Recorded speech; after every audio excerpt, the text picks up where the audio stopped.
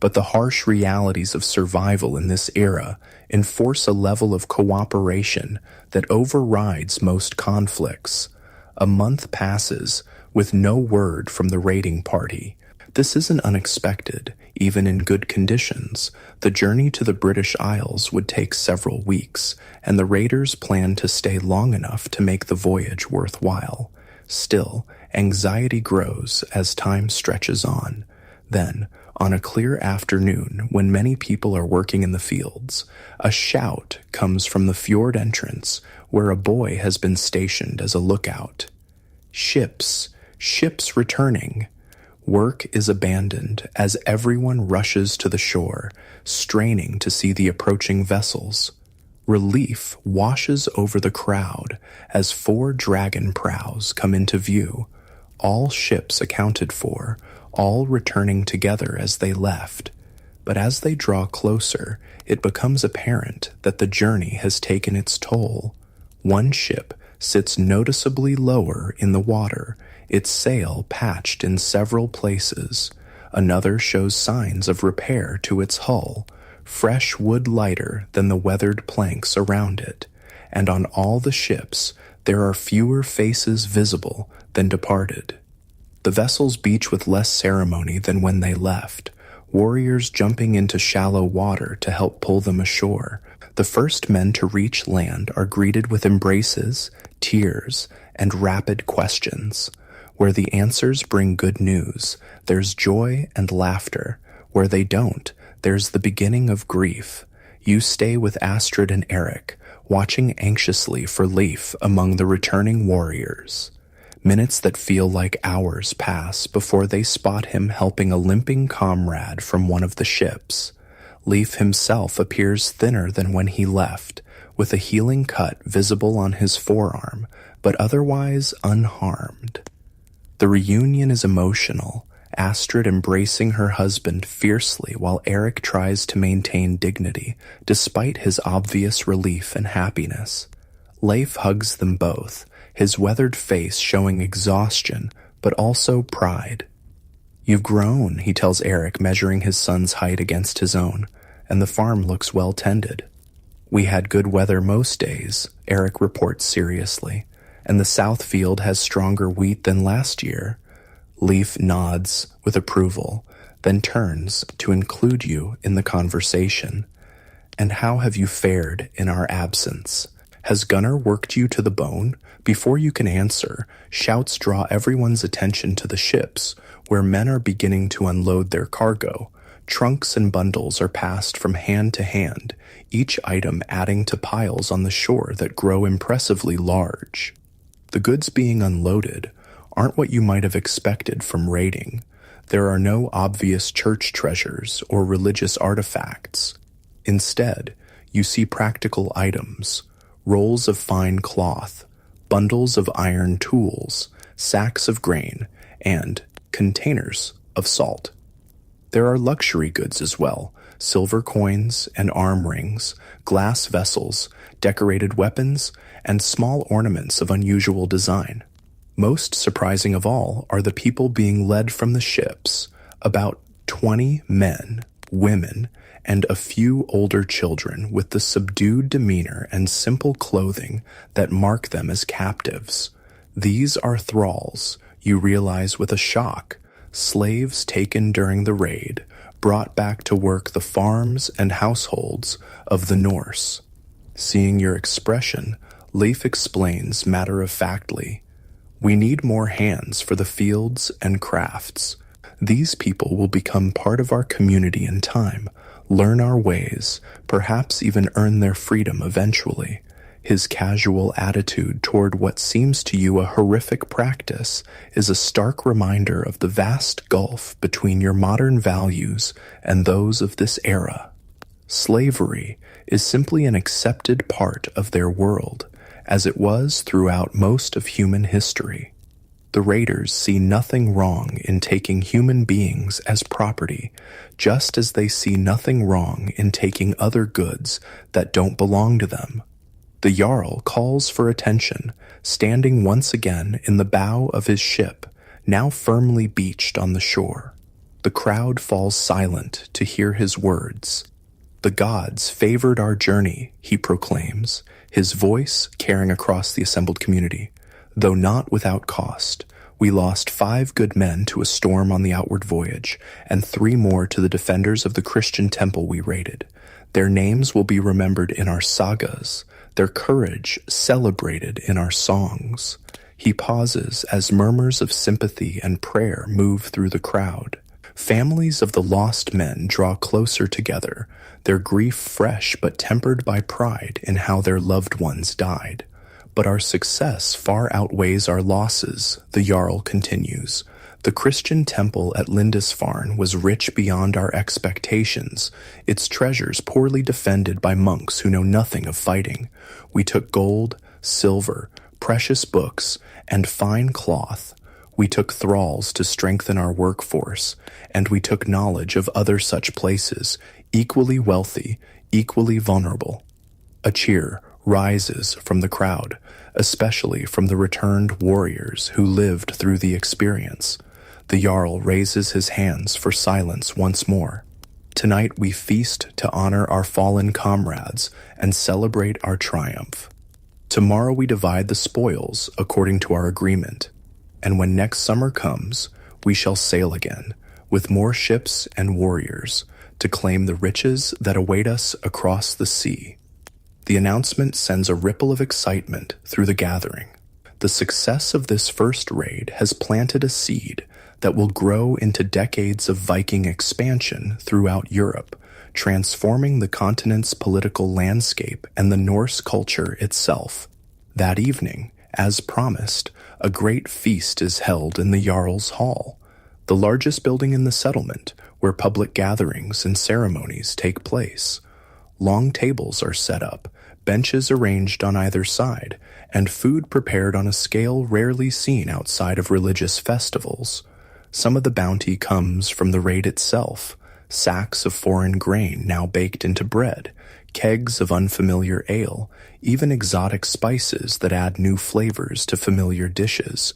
The Jarl's wife presides over the preparation, directing thralls, both old and newly acquired, in the massive task of feeding the entire community.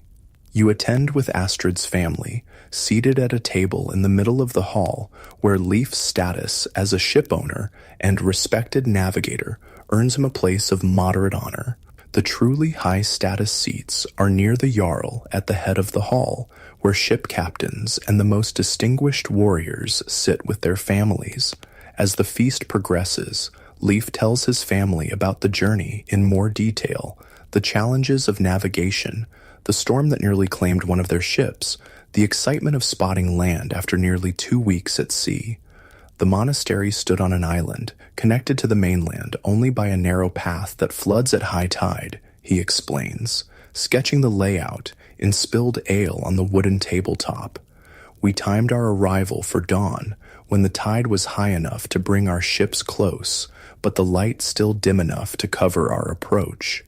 Were there no warriors to defend it? Eric asks eagerly, hungry for tales of battle. Leif shakes his head. Only monks in rough woolen robes. Some tried to fight with farming tools or kitchen knives, but they had no training, no real weapons. Most fled or surrendered when they saw they couldn't win. And the treasure, Astrid inquires, more practical in her interests. Plentiful, as the Jarl said, gold crosses studded with jewels, silver chalices, boxes filled with coins. But the strangest treasures were their books, pages of thin material covered in tiny marks, bound between covers decorated with gold and jewels. The monks seemed more distressed by the loss of these than anything else. As Leif speaks, a thrall girl, perhaps 14 years old, approaches with a pitcher to refill cups at your table. She keeps her eyes downcast, her movements careful as she pours ale. You notice she has a bruise on one cheek and a healing cut on her hand, injuries perhaps received during her capture or the journey back. When she reaches Leif, he stops her with a gentle hand on her arm. "What's your name, girl?" he asks in a kind tone that surprises you given the circumstances. Ethelflaed, she replies in a barely audible voice, the name clearly English in origin. That's too difficult for our tongues, Leaf decides. We'll call you Flayed. Go now and help with the serving. Tomorrow you'll come to our farm. You'll work hard, but you'll be treated fairly if you obey.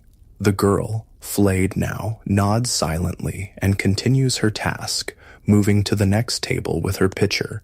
You watch her go, wondering about her story, her family, the life she had before Viking ships appeared on her shores. The feast continues late into the night. As alcohol flows freely, the atmosphere grows rowdier. Warriors reenact moments from the raid, sometimes with exaggerated flourishes that draw laughter from the crowd. The skald composes verses on the spot to commemorate particularly brave or clever deeds, ensuring they'll be remembered in the oral history of the community. Music fills the hall. Drums, simple stringed instruments, flutes made of bone and wood. People dance in the open space between tables, their movements energetic and sometimes acrobatic. Even children join in, imitating their elders until they drop from exhaustion and are carried to sleeping furs arranged along the walls. Through it all, the Jarl observes from his high seat, accepting congratulations and tributes from his people. His success as a leader has been confirmed by the raid's outcome, his position strengthened by the wealth he'll distribute tomorrow. In a society where leadership depends on personal charisma and proven ability rather than formal titles or hereditary rights, such visible successes are crucial to maintaining power. Late in the evening, when many have already succumbed to exhaustion or intoxication, the vulva makes an appearance. The crowd falls silent as she enters, her feather cloak ghostly in the flickering light of the hall's fires. She carries a staff topped with brass ornaments that jingle softly as she walks to stand before the Jarl. The gods have spoken, she announces, her voice carrying in the sudden quiet. They are pleased with our offering before the voyage and with the courage shown by our warriors. Odin welcomes the fallen to his hall, where they feast even now as we do here. A murmur of approval runs through the assembly. The families of the dead men take particular comfort in this pronouncement, knowing their loved ones have achieved the highest honor a warrior can aspire to. A place in Valhalla, Odin's Hall of Heroes. But the gods also warn us, the vulva continues, her tone growing more ominous. Our success brings new dangers. Other peoples will learn to fear our ships, to prepare defenses against us. And some among us may grow too proud, forgetting that all victories come from the gods' favor, not merely human strength or skill. She fixes her gaze directly on the Jarl as she speaks these last words. Attention fills the air. Her warning could be interpreted as criticism of his leadership, a dangerous position to take publicly. But the Jarl merely nods solemnly. The god's wisdom is always welcome, he responds carefully. We shall remember both their favor and their warning. Satisfied, the vulva withdraws, leaving the feast to continue in a somewhat subdued atmosphere that gradually returns to celebration as more ale is consumed and the music resumes. You find yourself next to Gunnar, who has remained relatively sober throughout the evening, observing more than participating in the revelry. What do you think of our Viking ways now that you've seen them, he asks, using the term Viking in its original meaning, the act of going raiding, rather than as a name for the people themselves. The question catches you off guard. It's different from what I expected, you admit cautiously. Gunnar chuckles, a rare sound from the usually serious Smith. Most things are, he observes. Tales grow in the telling, like trees from seeds. 100 years from now, who knows what stories they'll tell of this first raid. Perhaps they'll say we were giants who breathed fire and ate Christian babies. His cynical humor surprises you, suggesting a perspective more nuanced than you'd given him credit for. "Do you think it was right?" you ask, keeping your voice low. "The raid, I mean." Gunnar takes a long drink before answering, his scarred face thoughtful in the dim light. "Right? Wrong? Those are complicated words. Was it necessary? Probably. 3 bad harvests in a row. Fish stocks declining in our usual waters. People were hungry, worried about winter. Now they're not." He gestures toward the thralls serving at various tables. As for them, their lives have changed, yes. Some for the worse, at least at first. But many will eventually become part of our community, marry our people, raise children who won't remember any other life. Is that better or worse than if they'd stayed where they were? Who can say? His pragmatic view reflects the reality of this era. Morality is often a luxury afforded only to those whose survival is secure. For people living on the edge of subsistence, decisions are made based on what ensures continuation of the family, the community, the way of life. As the feast finally winds down, you walk back to Astrid and Leif's longhouse with their family, now expanded by the addition of Flade, who follows silently a few paces behind. The night is clear, stars brilliant in the dark sky, the path lit by the occasional torch set at crossroads in the settlement. Eric, tired but still excited by the day's events, peppers his father with questions about the voyage, the foreign lands, the fighting techniques used during the raid. Leif answers patiently, though you notice he softens some of the harsher realities for his young son's ears. Astrid walks in silence, her expression thoughtful. Later, as everyone prepares for sleep, you overhear her speaking quietly to Leif near the banked fire. "Things will change now," she says, her voice barely above a whisper. "This success will lead to more raids, more wealth, and more danger. The world is always changing," Leif replies, placing a gentle hand on her shoulder.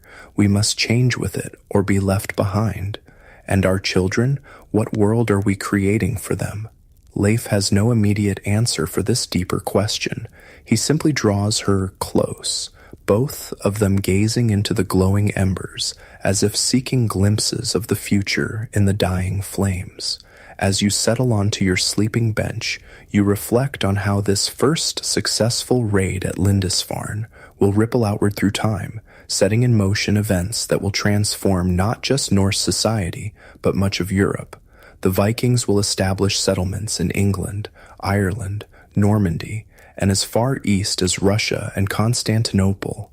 They'll influence language, law, art, and technology wherever they go. They'll be remembered as both brutal raiders and skilled traders, explorers and colonizers, destroyers and builders. And it all begins here, with ships returning laden with plunder, with a feast celebrating victory, with plans already forming for the next summer's voyages. You're witnessing the birth of the Viking Age, a pivotal moment in history unfolding around you in all its complex, contradictory glory.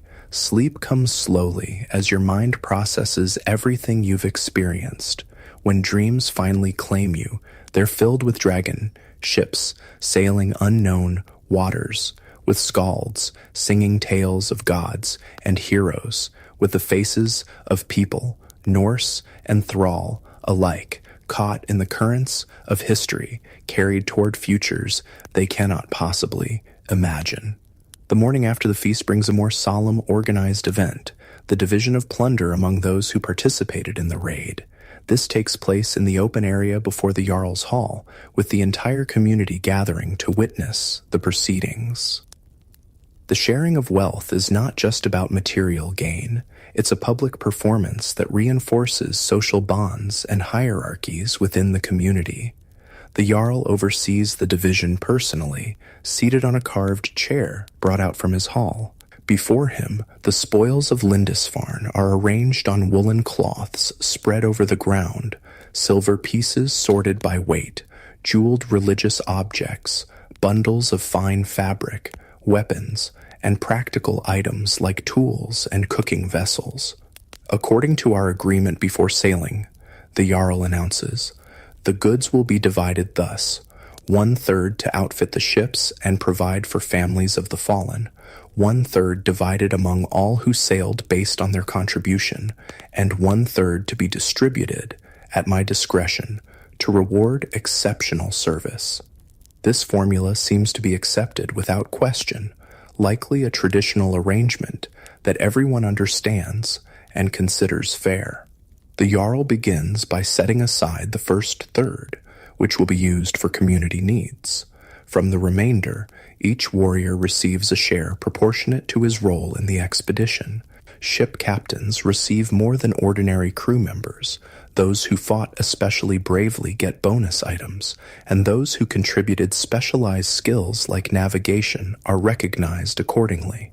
Leif, as both a ship owner and chief navigator, receives a substantial portion: silver arm rings, a finely crafted sword from Frankish lands, likely obtained through previous trade rather than directly from Lindisfarne, and several ells of English woolen cloth, finer than anything produced locally. The cloth is for you, he tells Astrid when he returns to where his family watches the proceedings. The sword I'll keep for now, but it will be Eric's when he's ready. The boy's eyes widen at this promise. Inheritance of weapons, especially fine ones, is an important tradition, both practically valuable and symbolically significant as a mark of family continuity and status. The thralls captured during the raid are also distributed, with the Jarl taking first choice of several strong men and a woman skilled in weaving, then allocating the rest according to need and merit.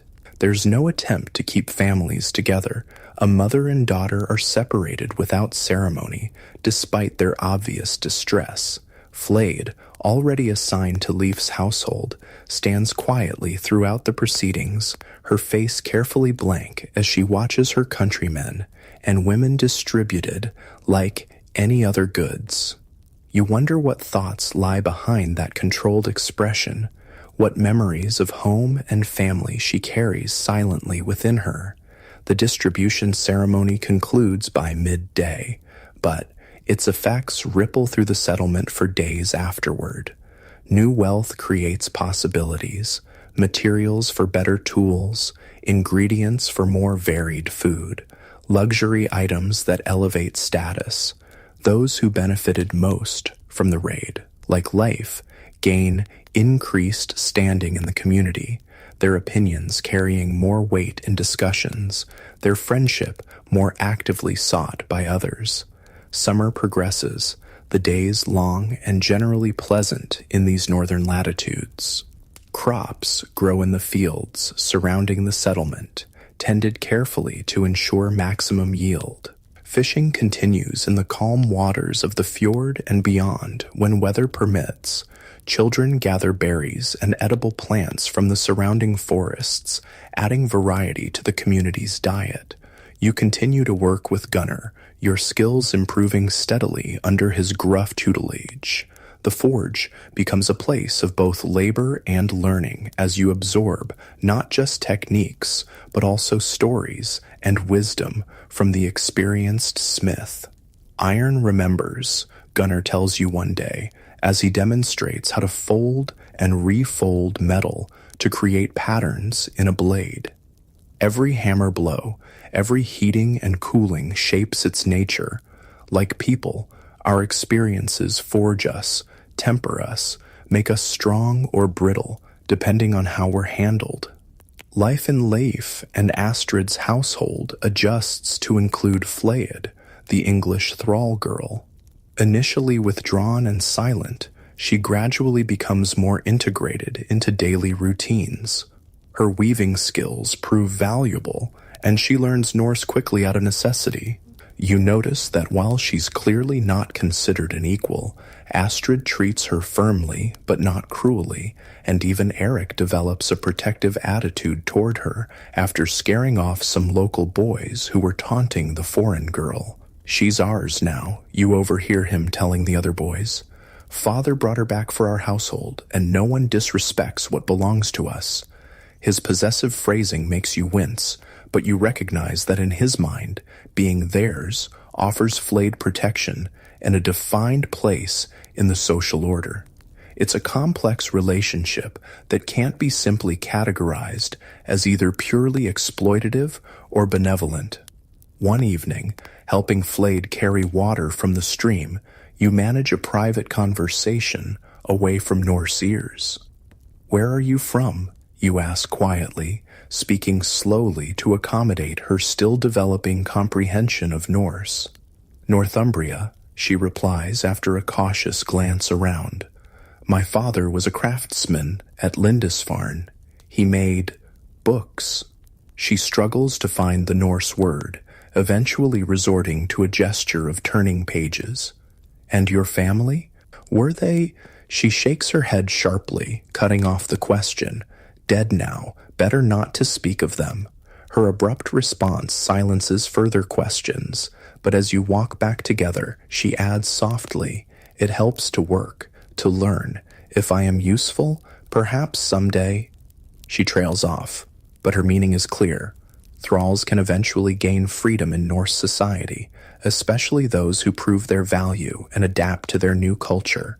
This glimpse into Flayed's perspective reminds you that history is lived by individuals with their own hopes, fears, and strategies for survival. Behind the broad strokes of historical events, invasions, conquests, cultural exchanges, are countless personal stories like hers, most forever unrecorded. As summer reaches its height, the Jarl calls another assembly to discuss plans already forming for the following year. The success at Lindisfarne has whetted appetites for further raids, and information gathered during that expedition has revealed other tempting targets along the coasts of England, Scotland, and Ireland. "We should build more ships," one man argues during the discussion. 4 was enough for Lindisfarne, but if we target larger settlements or expect resistance, we'll need greater numbers.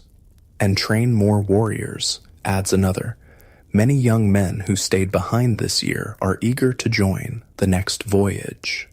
The debate continues, with various viewpoints expressed about priorities, strategies, and the balance between raiding and the settlement's ongoing needs.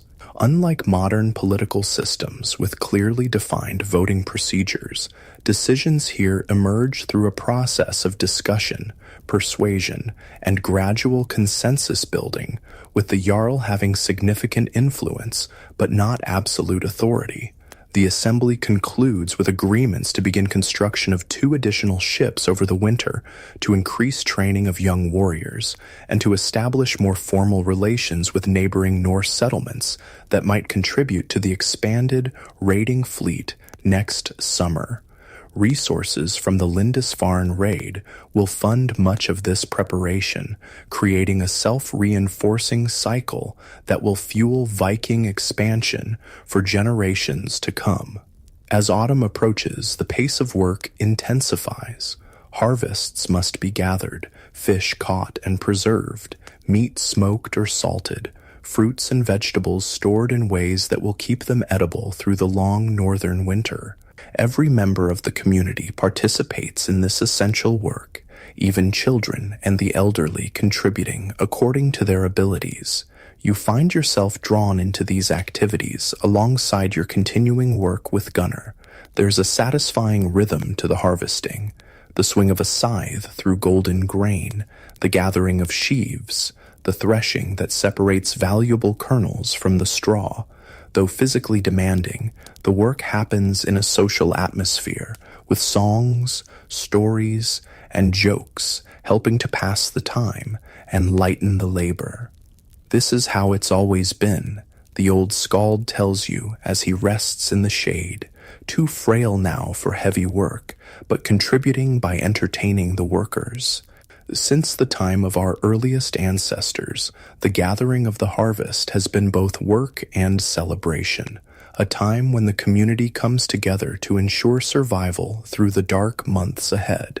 As the days grow shorter and the air takes on the crispness of approaching winter, the settlement prepares for the winter solstice celebration, the time known as Yule in the Norse calendar. This festival marks the longest night of the year and the subsequent return of the sun, a crucial turning point, both practically and spiritually. Preparations begin weeks in advance.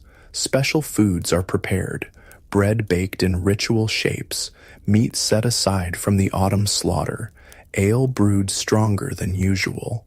The longhouses are cleaned thoroughly and decorated with evergreen boughs that symbolize life continuing through winter's apparent death. On the day of the solstice itself, activity begins before dawn and continues well into the night. A massive bonfire is built in the central gathering area, its flames symbolically strengthening the weakened sun. The Jarl sacrifices a boar to Freyr, the god associated with fertility and prosperity, asking for his blessing during the coming year. The community gathers for a feast even more lavish than the one that celebrated the raiders' return. Tables groan under the weight of food, roasted meats, preserved fruits, bread, cheese, and sweets made with precious honey. Ale and mead flow freely, their intoxicating effects considered part of the spiritual experience, a way of connecting with divine forces. Music, dance, and ritual blend together throughout the celebration. Children run laughing through the settlement with torches, symbolically bringing light back to the world. Couples slip away into the darkness, their unions during the sacred time believed to be especially blessed. Elders tell tales of the gods' own Yuletide celebrations in Asgard, creating parallels between divine and human experience. The vulva performs divination rituals, casting rune stones and interpreting their patterns to foretell what the coming year will bring. Her prophecies are deliberately ambiguous: good harvests if the gods are properly honored, successful raids if courage doesn't falter, health for those who maintain right relations with divine powers. These predictions offer both guidance and flexibility, allowing for adjustment based on future developments. Near midnight, at the depth of the longest darkness, a solemn ritual takes place. The Jarl and other leading men of the community take oaths on a sacred ring dedicated to Freyr, swearing to uphold laws, protect the settlement, and honor the gods in the year to come. These promises have both religious and social significance, binding the leadership to their responsibilities and reaffirming the community's shared values. Leif participates in this oath-taking, placing his hand on the ring and speaking words that commit him to specific actions in the coming year, including leading one of the ships in the planned expanded raids. Eric watches with pride and longing, eager for the day when he too will be considered a man, able to take part in such rituals and expeditions. The Yule celebration continues for 3 days, gradually transitioning from formal religious observances to more relaxed socializing. Work is minimized during this time, with only essential tasks like tending animals performed. It's a welcome break before the deep winter sets in, bringing shorter days, colder temperatures, and the inevitable challenges of the season. Winter in the Viking settlement is a time of contrasts. Outside, the world seems dormant, fields covered in snow, the fjord sometimes frozen near the shores, daylight lasting only a few hours. But inside the longhouses, life continues with surprising vigor and variety. This is the season for indoor crafts, weaving, carving, repair of tools and equipment. Men work on building components for the new ships, shaping strakes and fashioning the dragon heads that will adorn the prows come spring. Women spin and weave, turning wool into the fabric that will clothe the community. Children learn these skills alongside their parents, education happening through observation and gradually increasing participation rather than formal instruction. Evenings are devoted to storytelling, music, and games. The old skald shares tales of the gods and heroes, but also stories of the community's own ancestors, keeping their memory and deeds alive. People play board games like Hanifatafel, a strategic challenge that simulates defense against attackers, or simple dice games that combine chance with wagers that add excitement to long winter nights. You discover that the Norse are far from the uncultured barbarians often portrayed in later European writings.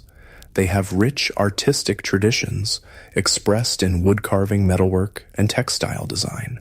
Their poetry follows complex structural rules with careful attention to alliteration and rhythm. Their understanding of navigation, shipbuilding, and weather patterns reflects sophisticated observational science, even without formal scientific methods as you know them. The winter passes more quickly than you expected, each day filled with work, learning, and social interaction. You find your place within the community becoming more established, no longer a strange outsider, but someone with recognized skills and contributions to make. Gunnar speaks of taking you on as a formal apprentice when spring comes, a significant step that would give you a defined role and path toward eventual independence. But your growing integration into Norse society also brings complications. As you understand more of their language and customs, you're expected to participate more fully in all aspects of community life, including religious rituals that honor gods you know will eventually be displaced by Christianity, preparations for raids that will bring violence to innocent communities, and the everyday acceptance of thraldom that conflicts with your modern ethical principles. These tensions come to a head one evening when Leif, inspecting the growing pile of woodwork for his ship, speaks directly about your potential role in the coming raiding season. "You've grown stronger since you came to us," he observes, watching you help move a newly carved oar into place. Gunnar says you learn quickly. You could be useful on the ships this summer. The invitation, for that's what it is, despite the practical framing, catches you off guard. Participating in a Viking raid would give you unprecedented historical insights, a direct experience of events, usually known only through fragmented records and archaeological evidence. But it would also make you complicit in violence and theft, possibly even the taking of lives and liberty from people like Flade. "I need to consider this," you reply carefully, aware that refusing outright might damage your position in the community. "It's a significant opportunity." Leif nods, seeming to understand your hesitation, if not its exact nature. "Think on it. There's time yet before we must decide the ship's company." That night, sleep eludes you as you ponder this dilemma. Your presence here hasn't changed the course of history. Lindisfarne was raided just as the historical record shows, and the expansion of Viking activity is proceeding as it did in the timeline you know. You're an observer to these events, not their cause. But joining a raid would cross a line from observation to participation in a way that feels profoundly troubling. Your thoughts are interrupted by a soft sound nearby. Rising on one elbow, you see Flaed sitting up on her sleeping bench, her face wet with silent tears. She doesn't notice your attention, lost in her own private grief, illuminated only by the faint glow of the banked fire. The sight crystallizes your moral quandary. Real people suffered in the historical events unfolding around you. To participate would be to directly contribute to that suffering, regardless of how inevitable these events might be in the larger sweep of history. Before you can decide how to respond, whether to offer comfort to Flade or pretend sleep to give her privacy in her grief, a more dramatic interruption occurs. Horn blasts pierce the night, sharp and urgent, the signal for danger or attack. Within moments, the longhouse erupts into activity as Leif leaps up, reaching for his sword, even as he calls for others to wake. "Raiders!" comes the shout from outside. From the south, 3 ships. The irony isn't lost on you, the raiders themselves facing a raid.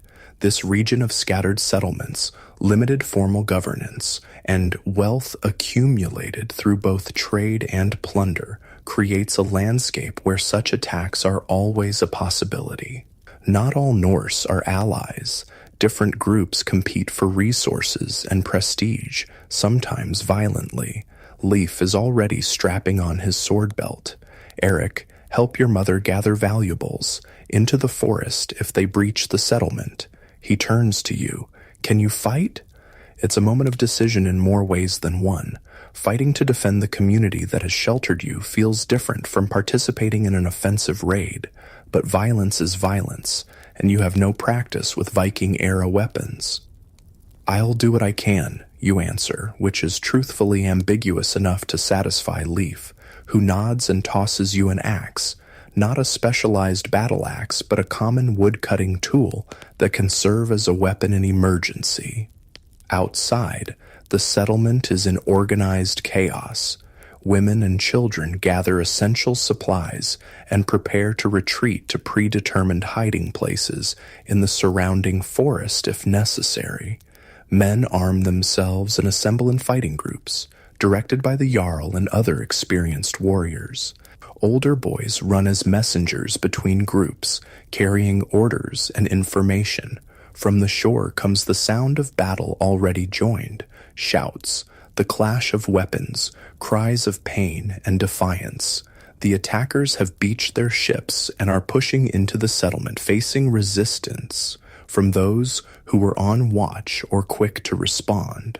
They came with the late tide, using darkness for cover, reports a breathless messenger to the Jarl, 20 or 30 warriors at least. Their target? The Jarl demands. The hall, most likely, the messenger replies. They know of our success at Lindisfarne. The Jarl nods grimly. Then we defend the hall. Osgrim, take 10 men around to the western approach. Leif, your group holds the direct path. I'll lead the main defense at the hall itself.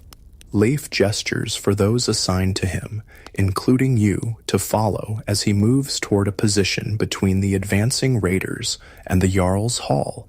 In the confusion of darkness, with only partial moonlight and scattered torches for illumination, it's hard to get a clear picture of what's happening. You stay close to Leif, axe gripped tightly, heart pounding with a combination of fear and unwanted excitement. Hold together, Leif instructs the men with him. Let them come to us. We know this ground. They don't. You take position behind a woodpile that offers some cover, while allowing you to see the path the raiders would likely take. Minutes stretch into what feels like hours as you wait, straining to interpret distant sounds of conflict, trying to judge how the battle is progressing elsewhere in the settlement. Then, suddenly, movement in the darkness ahead, shapes moving quickly between buildings, trying to stay to shadows. Leif signals for silence, allowing the approaching group to draw closer before revealing your presence.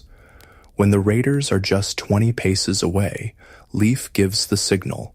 3 archers with your group loose arrows, finding targets with practiced accuracy. 2 raiders fall immediately. A third staggers, but keeps coming. Then it's close quarters combat as the groups clash together. The violence is nothing like choreographed movie fights. It's chaotic, desperate, brutally direct. Men aim for killing blows immediately, without the extended dueling seen in films. A sword thrust to the gut, an axe to the neck or face, a spear driven through a thigh to bring an opponent down for a finishing blow. The fighting is quick, savage, and terrifyingly efficient. You hang back, overwhelmed by the reality of combat, until a raider breaks through the line and charges directly at you. Instinct takes over as you swing your axe, aiming more to create distance than to strike a lethal blow.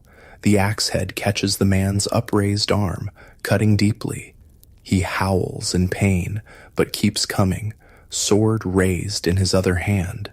Before he can reach you, Eric, who was supposed to be helping his mother but obviously slipped away to join the fighting, appears from nowhere and drives a short spear into the raider's side. The man crumples, his sword falling harmlessly to the ground.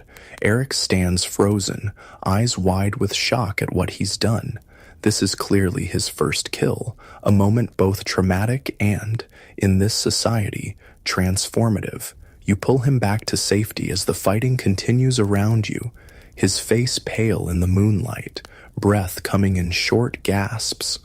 I killed him," the boy stammers, part horror, part disbelieving pride. "You saved me," you reply, holding his shoulders steady. "Breathe. Stay focused. We're still in danger." The warning is timely. Another wave of raiders is approaching, having pushed through defenses elsewhere. Leif and the remaining men in your group fall back toward the Jarl's Hall, where the main defense is centered. You keep Eric close as you retreat, watching for attacks from the sides or rear. The hall itself has been prepared for defense, with shields reinforcing the walls and men positioned at all potential entry points.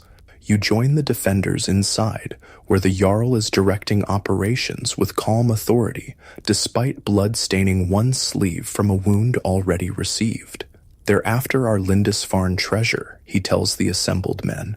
"Perhaps they think we're still celebrating Yule, our guard down, and our reflexes dulled by ale. They'll learn differently before this night ends." His confidence is justified. While the raiders have the advantage of surprise, the defenders have superior numbers, knowledge of the terrain, and the motivation of protecting their homes and families. The battle rages for perhaps an hour before the attackers, suffering significant casualties and making little headway against the organized defense, begin to withdraw. "They're returning to their ships," comes the cry from outside. "They flee." There's no immediate celebration. It could be a trick, or the raiders might regroup for another attempt. The Jarl orders continued vigilance, sending scouts to confirm the enemy's retreat and search for any who might be hiding within the settlement. Dawn reveals the cost of the night's conflict. 6 defenders lie dead, with another dozen nursing wounds of varying severity. The raiders left 8 of their own dead behind, plus 2 so badly wounded they couldn't be moved, now captives who will likely become thralls if they survive their injuries. The settlement has suffered damage as well. Several buildings burned, stored goods stolen or destroyed, animals killed or scattered. But the main target, the wealth from Lindisfarne kept in the Jarl's Hall, remains secure. A somber ceremony is held for the fallen defenders, their bodies prepared for burial with their weapons and personal items, as befits warriors who died protecting their community. The Jarl speaks of each man individually, recounting his virtues and contributions, ensuring his memory will be preserved in the community's oral history. They feast in Valhalla now, the Jarl concludes, honored guests at Odin's table. Their courage will inspire us as we rebuild what was damaged and strengthen our defenses against future attacks. Eric, now publicly acknowledged for his first kill despite his young age, stands taller during the ceremony. The experience has aged him, pushing him more rapidly toward adult status in a society where martial prowess is highly valued. Leif watches his son with a complex expression, pride mingled with a parent's natural concern, recognition that the boy is changing irrevocably.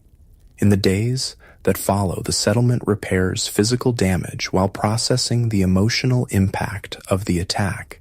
The experience has shaken assumptions of security, leading to increased emphasis on defenses, more regular watches, improvements to the simple palisade that surrounds the central area, better systems for raising alarm. It also accelerates preparations for the coming raiding season. We've seen what happens to those who grow wealthy without the strength to protect their riches, the Jarl points out during an assembly called to adjust plans. We must be both prosperous and powerful, feared enough that others think twice before attacking us. There's logic to this perspective, given the realities of the era. With no overarching government to provide security and enforce laws, communities must essentially protect themselves or become victims. The same ships that enable trade and raiding serve as deterrents when visible in a settlement's harbor, signs of strength and mobility that potential attackers must consider. For you personally, the raid brings unexpected clarity. Experiencing violence directly, both the threat to yourself and witnessing the killing around you, crystallizes your feelings about participating in the upcoming expeditions.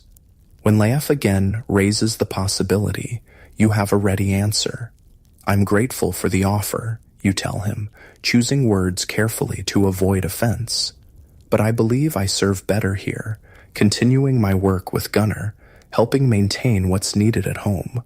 Rather than disappointment, Leif shows understanding. Not everyone is meant for the raiding life, he acknowledges. The settlement needs skilled crafters as much as warriors. Gunnar speaks well of your progress. This conversation marks a turning point in your relationship with the Norse community by making a clear